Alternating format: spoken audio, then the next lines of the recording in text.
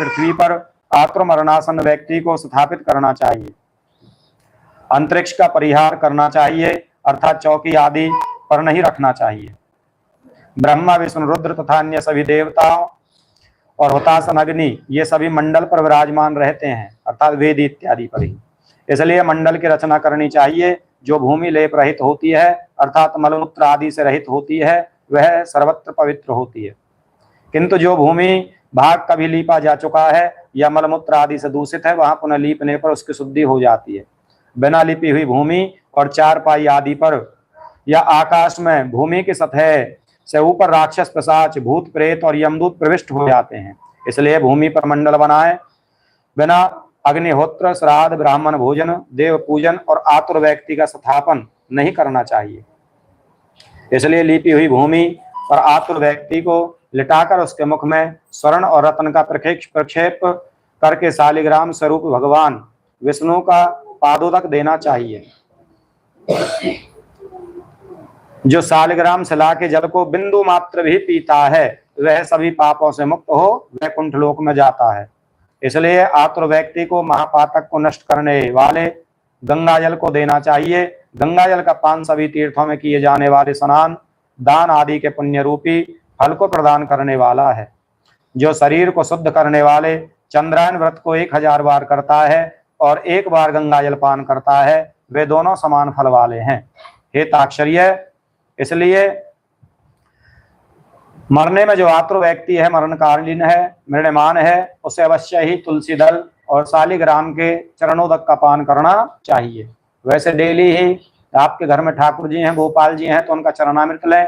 नहीं है तो शालिग्राम की पूजा भगवान की विशेष पूजा है, उसके भी आप चरणोदक ले सकते हैं तुलसी दल डाल करके। और जो चरणोदक लेता है, चरणामृत लेता है ठाकुर जी के चरणों का, उसकी कभी अकाल मृत्यु नहीं होती। अकाल मृत्यु उसकी होती है जो भगवान का नाम, भगवान का चरणामृत से दिन की शुरुआत नहीं करता। इसलिए जो चरणामृत का मंत्र है वह अकाल मृत्यु को हरने वाला ही है। तो बोले सभी ओम अकाल मृत्यु हरणम सर्वव्याधि विनाशनम पित्वाह कृष्ण शालिग्राम चरणोदकम पादोदकम पित्वाह पुनर्जन्म नैविद्यते। अर्थात जो तुलसी दल का चरणामृत का पान करता है, शालिग्राम इत्यादि को स्नान करके, लेकिन आप चाय से शुरुआत करते हैं, जैसे कहते हैं बैड टी बुरी टी, बिना नहाए पी लेते हैं बहुत से।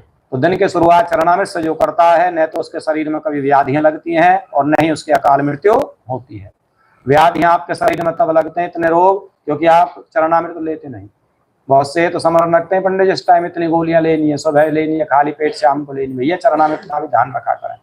सनातन धर्म में चरणामृत से ही जीव को दिन की शुरुआत करनी चाहिए। तो इतनी महिमा है शालिग्राम की, तुलसी जी की, जिसको आप ऐसे ही समझते हैं। तो तुलसी के लिए नियत स्थान हो घर में, जहां पर आप उसके दर्शन कर सकें। और 200 मीटर तक तुलसी अपनी ऊर्जा को फैलाती है एक घर में। तो जो शरीर शुद्ध करने वाले चंद्रामृत का 1000 बार करता है और जो 1 बार गंगा जल भी पान कर लेता है, चरणामृत नहीं है तो गंगा जल का म्रियमान व्यक्ति को अवश्य पान करना चाहिए। वे दोनों समान फल वाले हैं। हे ताक्षर्य, अग्नि के संबंध से जैसे रुई की राशि नष्ट हो जाती है, कपास रुई की, उसी प्रकार गंगा जल से पातक भस्मास सात हो जाते हैं। अर्थात जितने भी पाप हैं सब भस्म हो जाते हैं। जो सूर्य की किरणों से संतप्त गंगा के जल का पान करता है, वह सभी योनियों से छूटकर हरि के धाम को प्राप्त होता है। अन्य नदियां मनुष्यों को जलावगाहन स्नान करने पर पवित्र करती हैं, किंतु गंगा जी तो दर्शन मात्र, स्पर्श पान अथवा गंगा इस नाम का कीर्तन करने से मात्र से ही सैकड़ों हजारों पुण्य रहित पुरुषों को भी पवित्र कर देती है, जो पुण्य रहित हैं, पापी हैं। इसलिए संसार पार लगा देने वाले गंगा जल को पीना चाहिए। जो व्यक्ति प्राणों के कंठगत होने पर, जब प्राण कंठ तक आ जाएं, घुरघुराहट हो, आवाज न निकले, प्राणों कंठ तक आने पर, तो कहा गया है वह विष्णु लोक को प्राप्त होता है गंगा जल की कृपा से। इसलिए गंगा जी का नाम तो जब आप स्नान भी करते हैं तब भी ले लेते हैं, तो वही फल मिलता है जो गंगा स्नान से फल प्राप्त होता है। बोले ओम गंगा गंगेति यो बुरियात प्राणे कंठगतेरपि मृतो विष्णुपुरम याति न